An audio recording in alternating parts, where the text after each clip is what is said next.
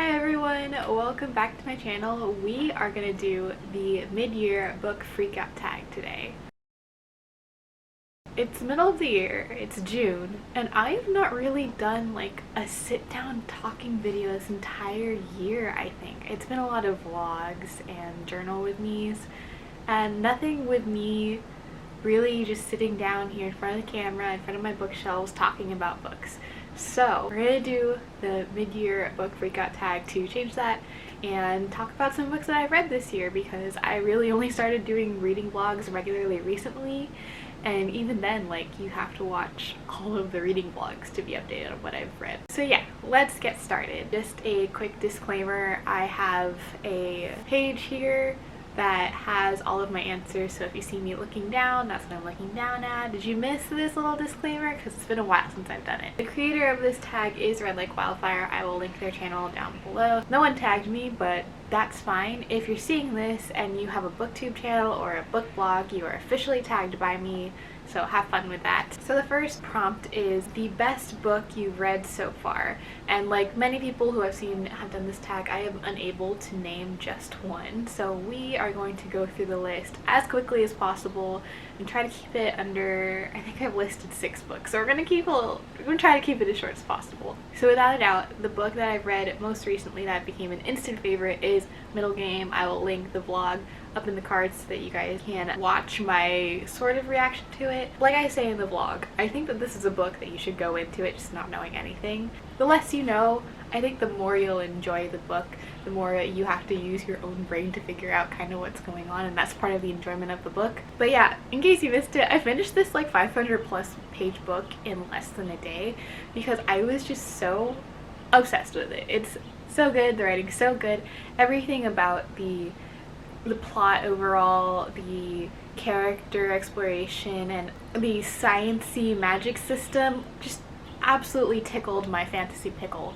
So I ate this up. It's absolutely fantastic. I highly recommend you go pick this up. The next favorite is another recent read that should also come as no shock, but it's The Stationery Shop by Martin Connolly. Again, I will link the vlog up in the cards so that you guys can see my thoughts on it immediately afterwards, and I won't go on into it too much. Follows a young girl in Iran kind of throughout her life, and we do see more than just this one girl, but it's very centered around this one girl named Roya who meets a boy in a stationery shop, and it's kind of their love story, but it also kind of isn't. I recommend this to people who like The Notebook but want something better than The Notebook, because The Notebook's kind of basic. And just overall, there's so much layers to the story, and it's very realistic with the hardships but also the happy moments, and you know, the things that are experienced in this book are just so beautiful and heart-wrenching, and just pick up this book. It is so freaking good.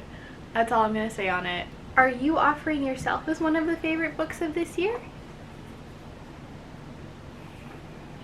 He doesn't like being held very much. Hi, my love. Another favorite year this read that has actually become my favorite middle grade fantasy book of all time is Amari and the Night Brothers by B.B. Alston. The premise of this book is that Amari's brother has gone missing, and she kind of goes to investigate why he went missing, and she stumbles upon this entire magical world that coexists with the world that she's familiar with, and it gives her an escape. I think the adventure is a lot of fun. It's definitely like a mystery, a murder mystery in a sense, and there's a wide range of characters. There's a lot of things that are introduced in this very first book. I believe this will be a series, and it's just all so beautiful and fun. I found myself thinking like, wow, this is a book that I would love my kid to be obsessed with one day. Like, I want to hear my kid talking about what kind of badge they think they'll have rather than their Harry Potter house or their Camp Half-Blood house. I think this is such a fantastic, fun middle grade book that touches on a lot of really great subjects. And the last 2 books I want to mention for my favorite books read so far this year are YA contemporaries, which is a shock because I know, you know, we know that I'm not really vibing with YA contemporaries most of the time. The first one, which I still have yet to get a physical copy of, is The Cost of Knowing by Brittany Morris, which I will put the cover here. I did a reading vlog as part of a book tour for The Cost of Knowing because I got an ARC, and I was so devastated because I cried while filming, and for some reason the camera corrupted the data and I couldn't load in the clip of me crying while reading the book. And the only reason I want to share a video of me crying is because that is how much emotion that book evoked in me. So if you didn't know, The Cost of Knowing is about two young brothers who, after a car crash that killed both of their parents, have these sort of, you know, sci-fi powers. And the older brother has the power to kind of see the way that a thing or person's future will play out just by touching it. So for example, if he touches his car, he can see the way that the car meets its end by being, I think, driven off into a lake.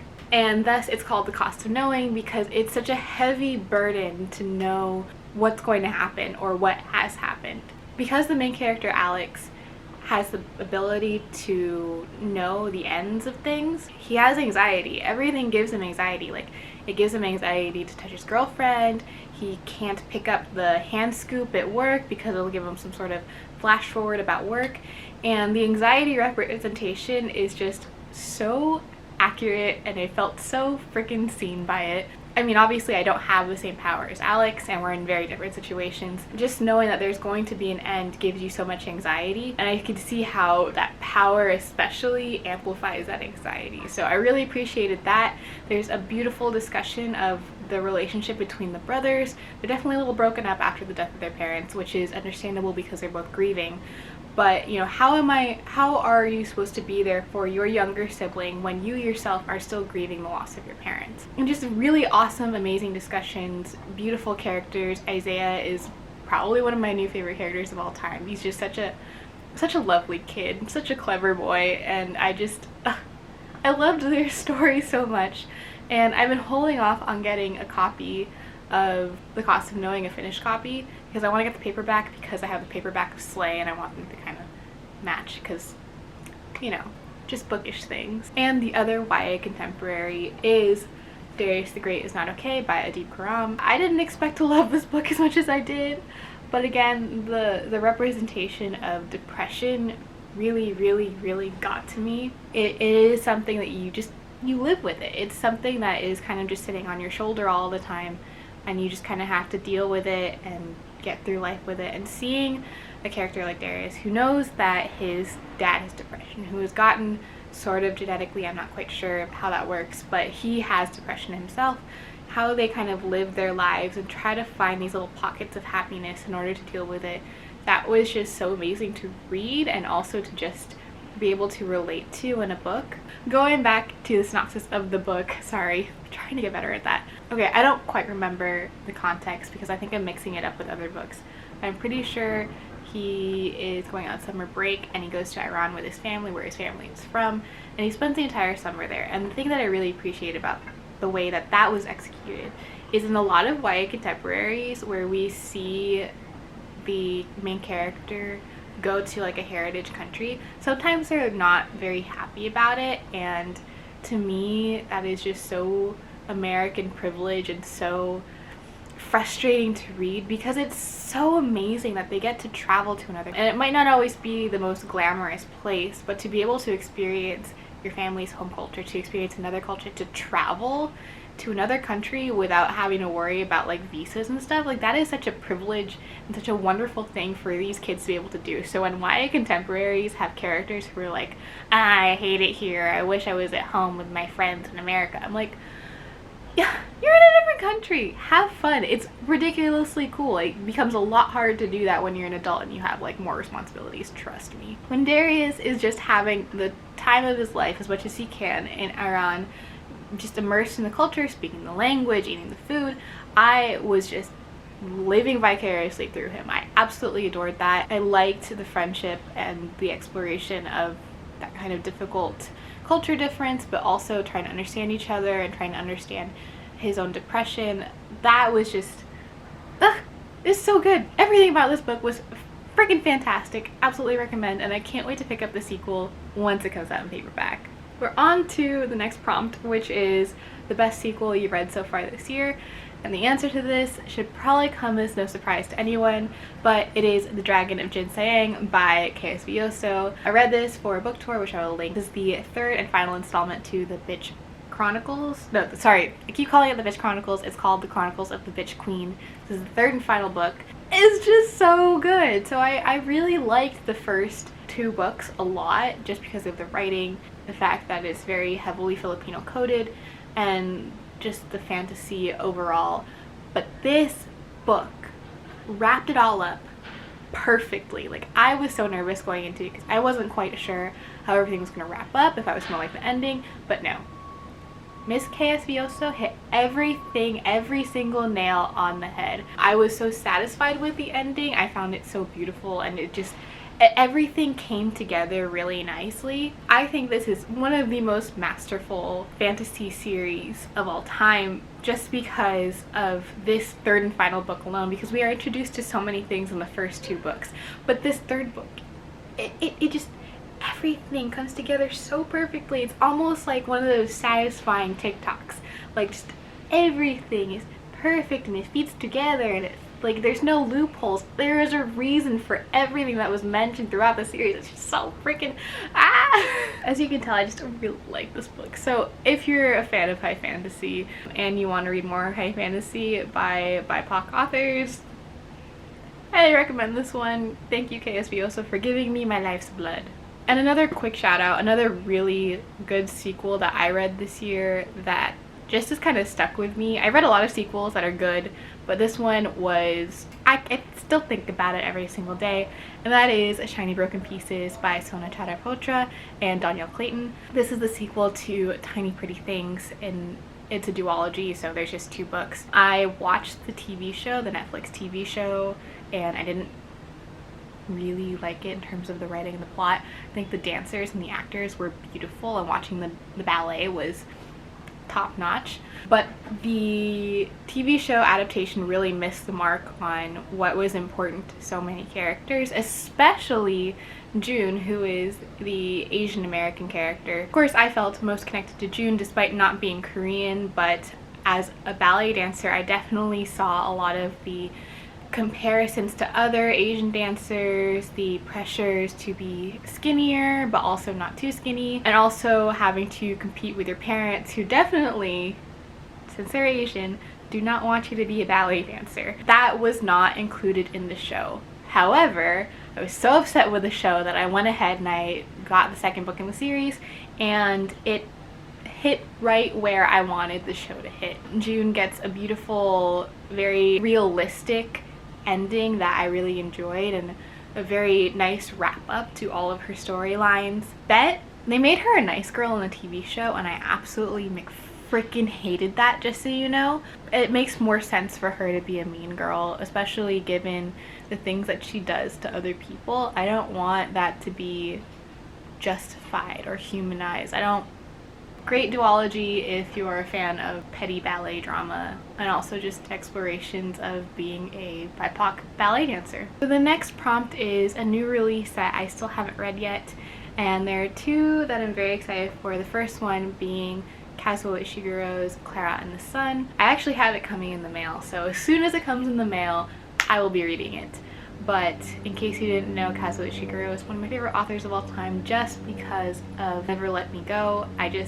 I don't know why I can never get over that book. It's so beautiful and so haunting. And so when I heard that he was coming out with a new book that kind of returns to this sci-fi dystopian concept, I was like,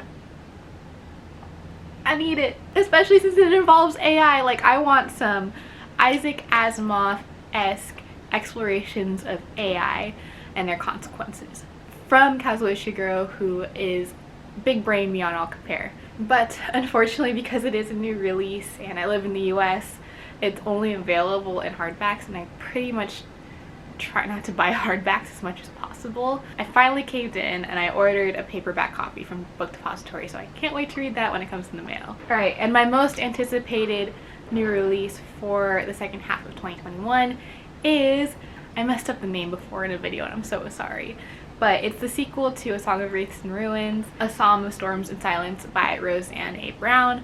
I adored the first book from Malik alone. if we're talking about, again, characters that I relate to in an unbearable manner, Malik is me if I were ever thrown into a YA fantasy novel, let's be real. Like, he is like, I do not want to do this. I don't want to be the main character. I don't want to do this.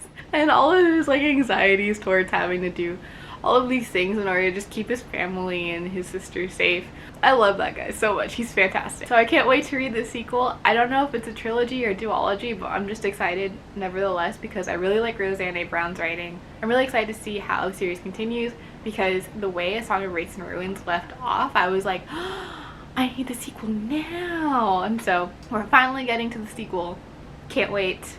Let's go. My biggest disappointment, which I still have a physical copy of, I haven't rehomed it yet. It's just in the other room, so I'm not going to grab the copy, but it is Lore by Alexandra Bracken. I think I recently put up a reading vlog where I kind of just explain that I just didn't really care. It's about Lore after her whole family is killed and she kind of gets revenge. Family was killed for some like bloodlines, Greek gods thing that I could not find myself to care about. And I'm really sorry about that. I seem like such a douchebag when I say that, but I just was not for me.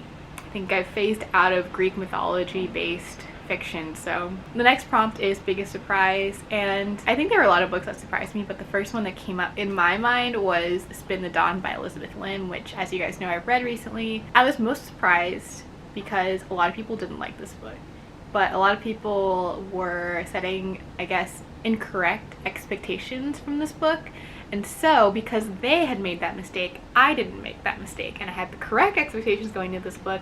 And I know that one of my friends, whose opinion I trust a lot, really loved this book, so I enjoyed it. Follow Maya as she enters this competition to become the tailor for the royalty, and she meets some characters and she does some more stuff past that little competition. It has really beautiful Ghost Bride-esque vibes while also being like a YA fantasy, so it's definitely more high fantasy than the Ghost Bride. We have a character that's like Erlong, and if that isn't a selling point, then I don't know what to tell you. But I'm really excited to pick up the sequel and the final book in the duology, Unravel the Dusk. Sorry. Alright, the next prompt is favorite new author, and that is going to have to be Joanne He. She just released her sophomore novel, The Ones We're Meant to Find, a couple months ago, and I also read The Descendant of the Crane, which was her debut novel. Really adored Descendant of the Crane. I thought it was big brain and beautiful, and I really want to reread it because knowing the plot twist, it changes like your perception of the whole book. So I think this is one of those books that like rereading is actually really worth it because it's not going to be the same experience as the first time of the book for sure. So the next prompt is new fictional crush, and I was writing down my answers to these questions, and it took me a really long time to decide on this. I decided on Madame from Court of Lions. I'm sorry if I'm mispronouncing her name, but she's the royal she's the royal of the book. And in Court of Lions, I don't know if this is a spoiler or not, but she's given a sapphic romance, and she is so soft. Or maybe I'm just soft, because in the first book she's like a hard ass, and she's rude, and she's mean, and she's blunt. But in the second book we really see her character flourish, and we all really get the chance to actually fall in love with her and see where she's coming from and see a different side of her as she enters this romance. So yeah, definitely a crush of mine for sure. And the next prompt is a new favorite character. That would have to be Emery Andin from the Greenbone Saga. I loved Andin before, but I have a whole new level of respect for him after reading Jade War. Because hear me out, his actions at the very end of Jade City made him a character that stands out for me in like all of fiction, because I really agree with the choice that he makes. But in Jade War, he really comes into himself because he is able to grow and become his own person outside of the clan. The way he recognizes his role and his duty, how that doesn't really always interfere with his own personal beliefs. It was really interesting to read, and I really adored him for it. I love that kid so much. Okay, the next prompt is a little bit of a cheat from me, but it's a book that made me cry, and for this one I'm also going to list The Cost of Knowing, because not a lot of other books have made me cry this year, but The Cost of Knowing is one really worth mentioning more than once because it made me like cry, like sobbing, ugly sobbing, crying. So if you need a good cry, read The Cost of Knowing. And the next prompt is a book that made me happy, and that has to be Blackout by all of these wonderful authors. So if you didn't see my vlog where I talked about this, this is a short story anthology that follows many young black teens. I think there's a couple of Latino characters during a night where there's a blackout in New York City, and it's all just really cute love stories. It is pure joy. There is nothing but joy and happiness and serotonin in the pages of this book. All of these authors are phenomenal authors, and their stories like literally weave together in a kind of Love Actually sort of way, and it's so fun and so wonderful. It's just so happy. I want to tell you that my favorite short story in here is called All the Great Love Stories and Dust, which is by Danielle Clayton. It takes place in the New York Public Library, so what more can I say? The next prompt is the most beautiful book that I have bought or received this year, and there's a lot of books, it's a lot of contenders, but my personal favorite has to be The Atlas Six by Olivia Blake.